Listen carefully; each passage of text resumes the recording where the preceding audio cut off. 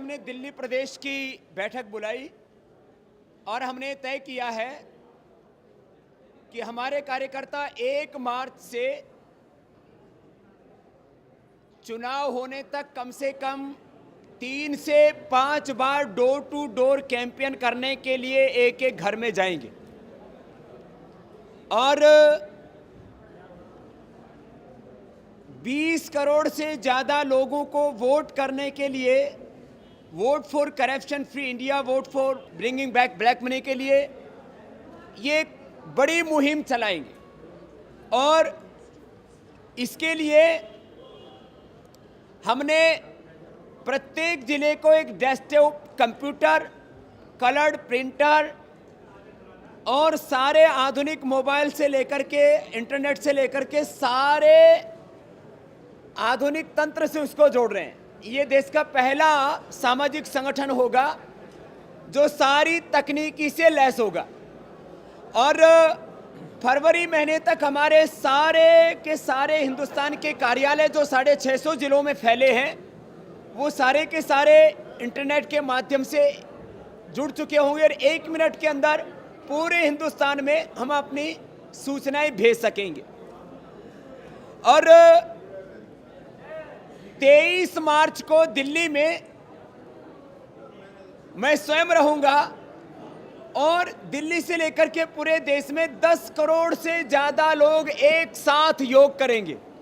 ये दुनिया का अब तक का सबसे बड़ा सामाजिक और आध्यात्मिक आयोजन होगा जिसमें 10 करोड़ से ज़्यादा लोगों की भागीदारी होगी। 17 मार्च से योग सप्ताह शुरू हो जाएगा और होली 17 मार्च से वो चलने वाला योग सप्ताह तहसील स्तर पर चलेगा और 23 मार्च को शाम के समय 3 बजे से पूरे देश के लोग एक साथ 10 करोड़ से ज़्यादा योग करेंगे। और योग के माध्यम से जब देश के लोग संगठित होंगे तो हिंदुस्तान को एक स्थायी और मजबूत सरकार मिले, उसके लिए वोट करने के लिए भी हम लोगों को प्रेरित करेंगे।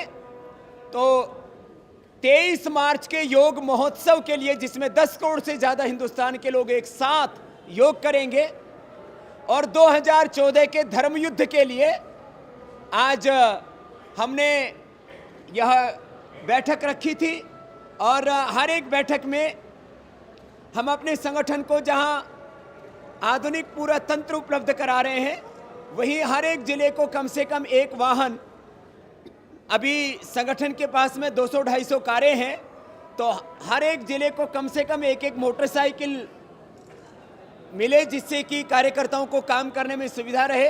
यहाँ हमारे पूर्व सैनिक आदरणीय गाबा जी, तो यहाँ 19 मोटरसाइकिल जो है अलग अलग समितियों को दी गई है जिससे कि लोगों तक संपर्क का कार्य और संगठन को गति देने के कार्य में ऊर्जा मिले। और दिल्ली सहित पूरे देश के संगठन के अभी तक हम मीटिंग कर चुके हैं, 1-2 प्रांतों की शेष है। कल मैं जम्मू कश्मीर जा रहा हूं और उसके बाद में हम एक एक लोकसभा क्षेत्र में स्वयं जाएंगे। मेरा लक्ष्य होगा 100 से अधिक लोकसभा क्षेत्रों में स्वयं जाना और 300 से ज़्यादा सांसदों के साथ मोदी को संसद में पहुंचाना और साथ में ये भी बताना कि कांग्रेस का समर्थन लेने वाले और देने वाले भी कांग्रेसियों जैसे ही हैं। तो लोग अपने वोट को खराब ना करें, क्योंकि जितने लूट 1000 सालों में मुगलों और अंग्रेजों ने मुल्क की नहीं की, उससे ज़्यादा जिस लुटेरे खानदान ने देश की लूट की है उससे मुक्ति मिले और सत्ता और व्यवस्था परिवर्तन का इतिहास 2014 में बने, देश की आर्थिक नीतियां बदलें और करीब 1000 लाख करोड़ का जो काला धन है जो 100 लाख करोड़ से ज़्यादा बाहर गया और 900 लाख करोड़ पे देश की आंतरिक अर्थव्यवस्था में है वो देश को मिले और पूरा देश खुशहाल बने। इसके लिए ये अभियान, ये कैंपेन अब जोर शोर से शुरू कर दिया है। आज यहाँ 19 मोटरसाइकिल दी गई हैं।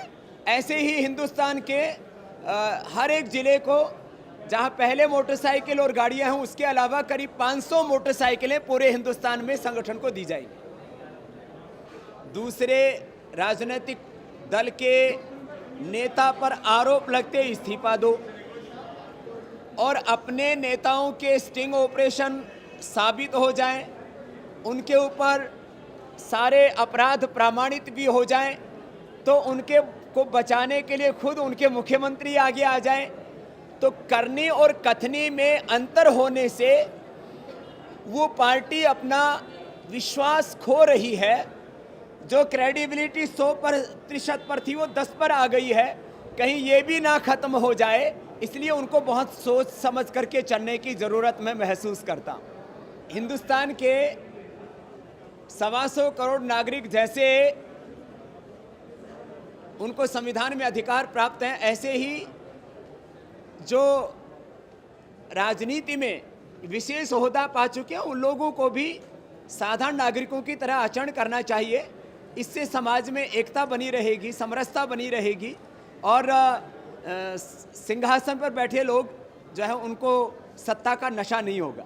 देखिए 23 मार्च का तो योग महोत्सव, जिसमें 10 करोड़ से ज़्यादा लोग एक साथ योग करेंगे, ये विशुद्ध रूप से आध्यात्मिक कार्यक्रम होगा। लेकिन हम लोगों को संगठित होकर के देश के लिए वोट करने के लिए भी प्रेरित करेंगे। मैं मानता हूं कि एक स्थायी और मजबूत सरकार के लिए वोट करना वो राष्ट्र धर्म है, तो योग धर्म के साथ राष्ट्र धर्म का भी आह्वान होगा। योग धर्म और राष्ट्र धर्म की दोनों साथ साथ बात करेंगे, लोग संकेत में समझ जाते हैं। पूरी दुनिया के अंदर जो परंपरा चली आई है उनको प्रोटेक्ट किया जाता है। उन परंपराओं में जहाँ पर भी समाज में कहीं कमियां आई हैं उसको हमने दूर किया, परिष्कृत किया है। लेकिन कभी भी कोई दुनिया का देश परंपराओं को नकारता नहीं है। अरे जिस ब्रिटेन को हम आदर्श मानते हैं वहाँ तो कोई लिखित संविधान ही नहीं, परंपराओं के आधार पर ही वो देश चल रहा है।